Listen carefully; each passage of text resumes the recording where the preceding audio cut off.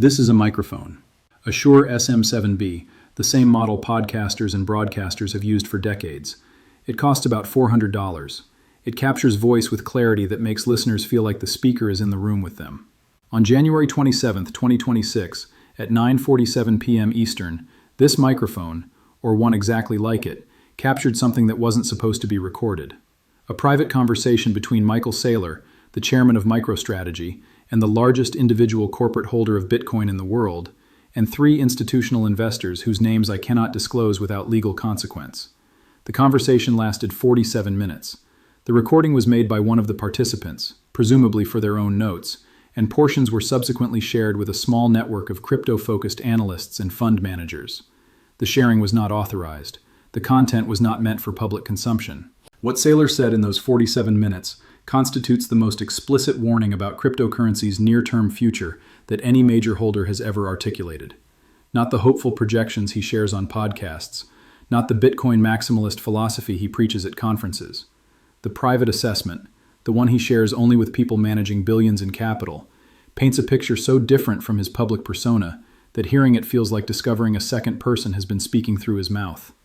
The warning is not that Bitcoin is going to zero. The warning is worse than that, because a crash you can see coming is a crash you can prepare for. What Saylor described is something else entirely, a transformation so fundamental that the Bitcoin most people think they own will cease to exist in any meaningful sense, while the Bitcoin a small minority actually owns becomes the most valuable asset on Earth. The divergence he's describing isn't theoretical, it's happening now. And if you don't understand the distinction he's making, if you don't act on his warning within the next 30 days, you may discover that your crypto holdings were never really yours to begin with. Here's what they're not telling you. Michael Saylor has spent 4 years building the most concentrated Bitcoin position in corporate history. MicroStrategy now holds over 471,000 Bitcoin, approximately 2.2% of all Bitcoin that will ever exist. At current prices, that position is worth over $46 billion. The company has borrowed billions to acquire this position, betting the entire enterprise on Bitcoin's continued appreciation. This context matters because Saylor's public statements serve a purpose, supporting the value of a position that represents MicroStrategy's entire balance sheet. Every bullish interview, every conference presentation, every social media post about Bitcoin being digital gold or pristine collateral supports an asset his company cannot afford to see decline. The private conversation on January 27th served a different purpose. Saylor wasn't marketing. He wasn't supporting his position. He was warning sophisticated investors about structural changes to cryptocurrency markets that his public persona cannot acknowledge without damaging the asset he's promoting. The warning centered on a single distinction that most crypto investors don't understand: the difference between Bitcoin you control and Bitcoin someone else controls on your behalf. The regulatory apparatus being constructed, Saylor said in the recording, doesn't distinguish between Bitcoin and claims on Bitcoin, but the distinction is everything. Within 18 months, possibly sooner, the Bitcoin held in custodial systems will be functionally different from Bitcoin held in self-custody. Not philosophically different, legally and operationally different. He continued, most people holding Bitcoin through exchanges and ETFs believe they own Bitcoin. They don't. They own a claim, a promise from an institution to honor redemption requests. That promise is about to become conditional in ways it has never been conditional before. The specific regulations Saylor referenced are already published, already scheduled for implementation, already transforming how institutional custody operates. The FinCEN rules taking effect February 5th impose surveillance requirements on exchange withdrawals. The SEC's custody framework for digital asset investment vehicles, finalized in January, grants regulators authority to restrict transfers under emergency conditions. The combination creates a regime where Bitcoin held in institutional custody exists under fundamentally different rules than Bitcoin held in personal wallets. The institutional Bitcoin can be monitored, restricted, frozen, and potentially redirected. The self-custodied Bitcoin remains outside this apparatus, at least for now. The window for moving from one category to the other, Saylor said, is measured in weeks, not months. After the regulatory infrastructure fully activates, moving from custodial to self-custody becomes surveilled, delayed, and potentially restricted. The transition has to happen before the restrictions take effect. This is where the lie becomes unsustainable. The Bitcoin industry has marketed custody as a convenience, a service that removes the complexity of managing private keys while providing the same economic exposure to Bitcoin's price movements. The marketing was always partially false. Custodied Bitcoin has never provided the same properties as self-custodied Bitcoin. Censorship resistance, seizure immunity, permissionless transfer. These properties exist only for Bitcoin you actually control. Bitcoin on Coinbase is subject to Coinbase's policies. Bitcoin in an ETF is subject to the custodian's compliance obligations. But the partial falseness is becoming complete falseness. The regulatory framework being implemented doesn't just affect how custodians operate, it transforms what custodied Bitcoin actually is.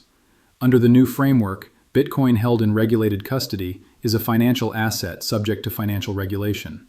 It can be frozen pursuant to legal process. It can be restricted during market emergencies. It can be subject to reporting requirements that link every transaction to an identified owner. Self-custodied Bitcoin remains something else, at least for now. It's property you control directly, transferable through cryptographic signature without institutional intermediation. The blockchain doesn't know or care about regulatory frameworks. The network processes transactions based on valid signatures, not compliance status. The paper versus physical distinction that has defined precious metals analysis for decades now applies to cryptocurrency with equal force. Custodied Bitcoin is paper Bitcoin, a claim on an asset, mediated by institutions, subject to their operational constraints and regulatory obligations. Self-custodied Bitcoin is physical Bitcoin, actual control, actual ownership, actual possession in the only sense that matters for a digital asset. Saylor's private warning was that the gap between these categories is about to widen dramatically. The premium for actual Bitcoin over claims on Bitcoin, he said, will emerge the same way it emerged for physical gold over paper gold. When people realize the claims can't be fully honored, when the restrictions reveal that custodied Bitcoin doesn't behave like self-custodied Bitcoin, the market will reprice the difference. The premium he's describing doesn't exist yet in explicit form. You can't look up a spot price for self-custodied Bitcoin versus ETF Bitcoin. Both trade at the same notional dollar value. Both appear identical in portfolio statements. But the premium exists implicitly in the behavior of sophisticated holders. Since January 15th, when the final FinCEN rules were published, exchange withdrawals to self-custody have exceeded 147,000 Bitcoin, the largest monthly outflow since the FTX collapse. The sophisticated money is converting claims to possession, while the conversion remains unrestricted. When institutions do what they're doing now, they're not speculating. They're positioning for a bifurcation they see approaching. At 11:30 a.m. Eastern on January 28th, MicroStrategy filed an 8K supplement with the SEC, disclosing changes to their Bitcoin custody arrangements. The filing revealed that MicroStrategy had migrated approximately 85,000 Bitcoin, roughly 18% of their total holdings, from institutional custodians to enhanced self-custody solutions utilizing multi-signature protocols with geographically distributed key management. MicroStrategy is moving Bitcoin to self-custody. The company whose chairman preaches Bitcoin adoption through institutional channels is quietly moving its own Bitcoin outside those channels. The behavior contradicts the rhetoric, or rather, reveals what the rhetoric is designed to obscure. The filing included language that analysts flagged immediately.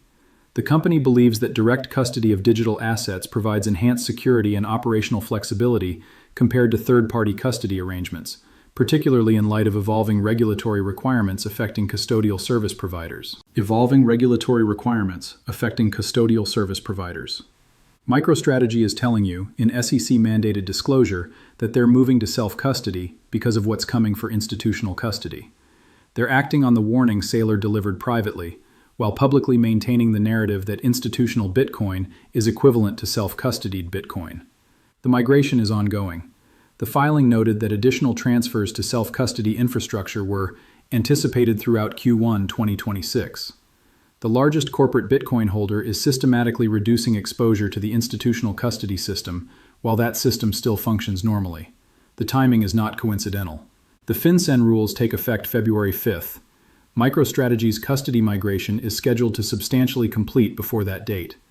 They're crossing the bridge from custodial to self-custody, while crossing remains straightforward. Less than 30 days remain before the regulatory changes Saylor referenced become operational.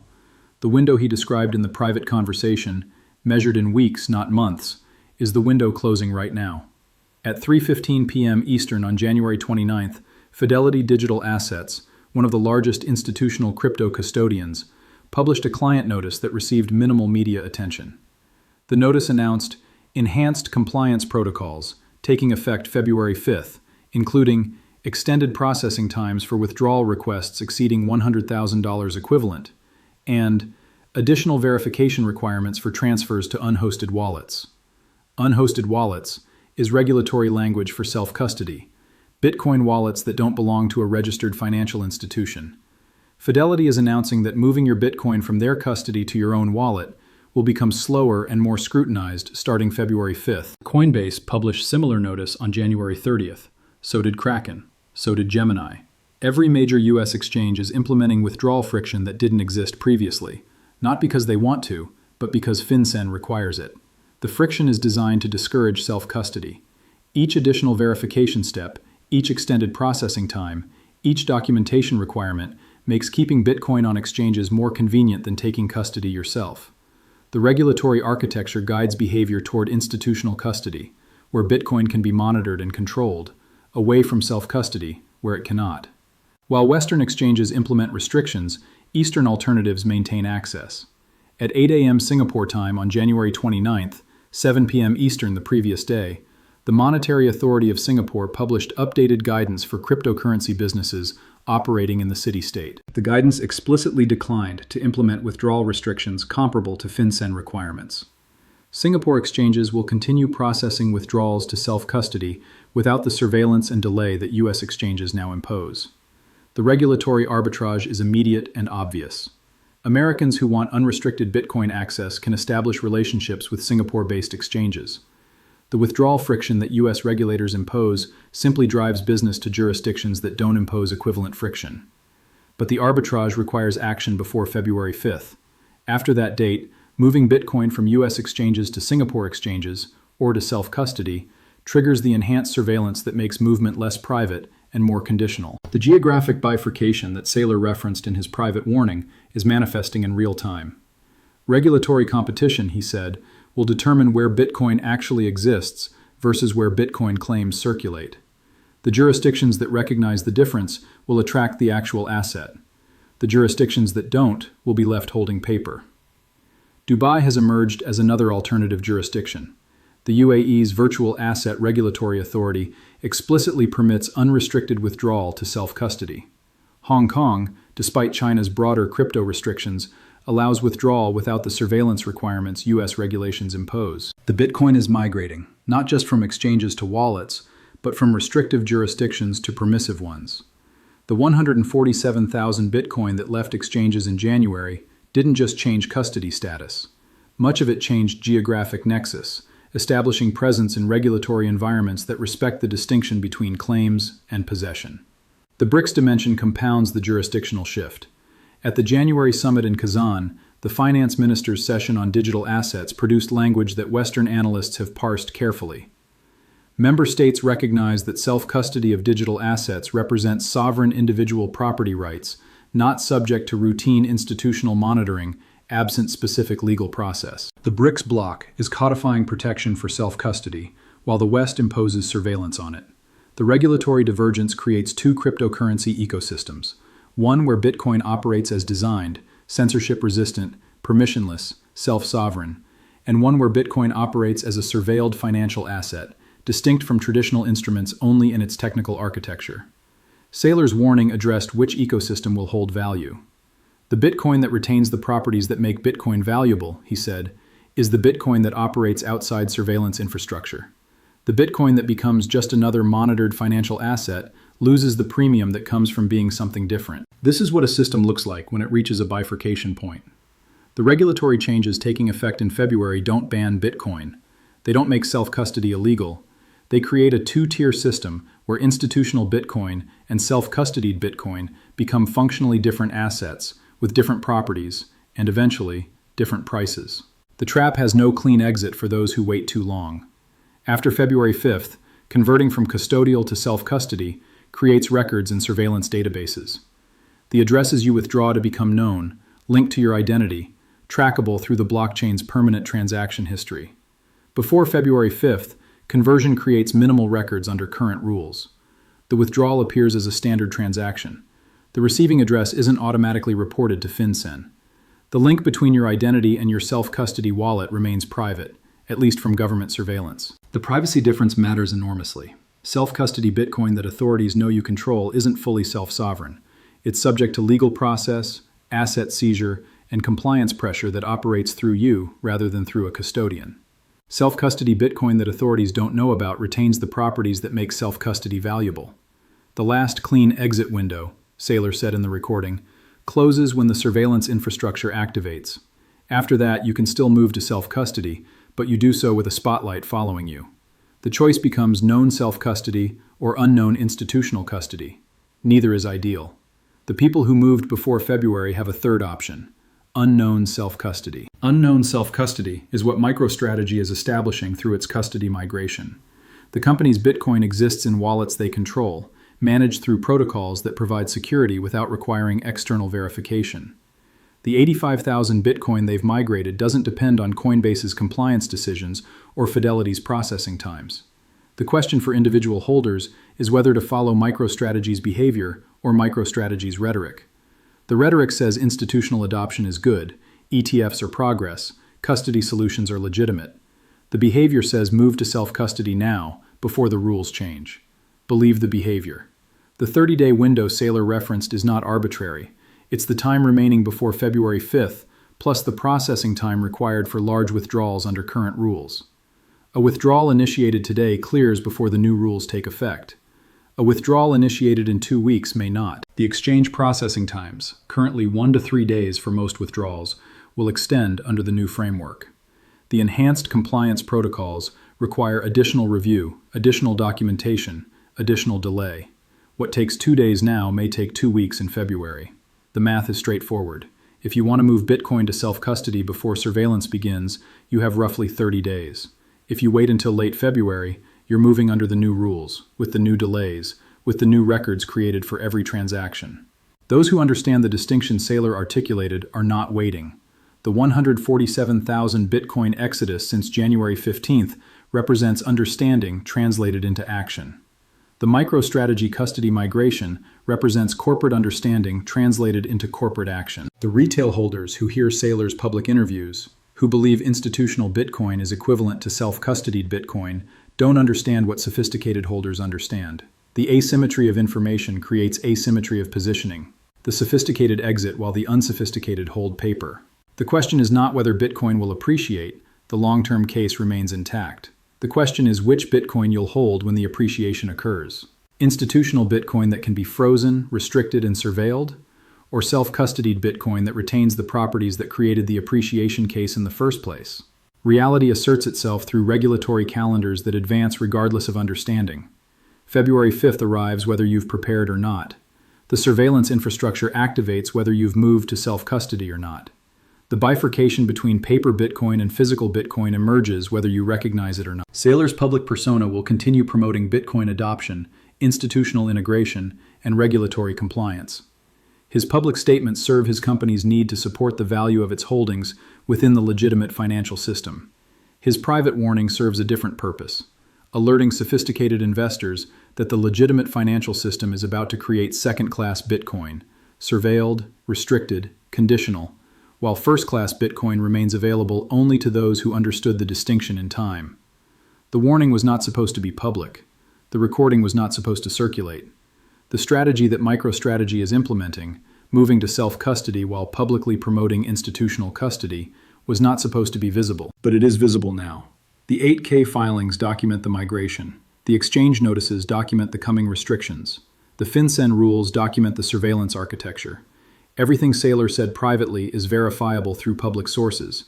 You just have to know where to look. The microphone captured what the marketing obscures.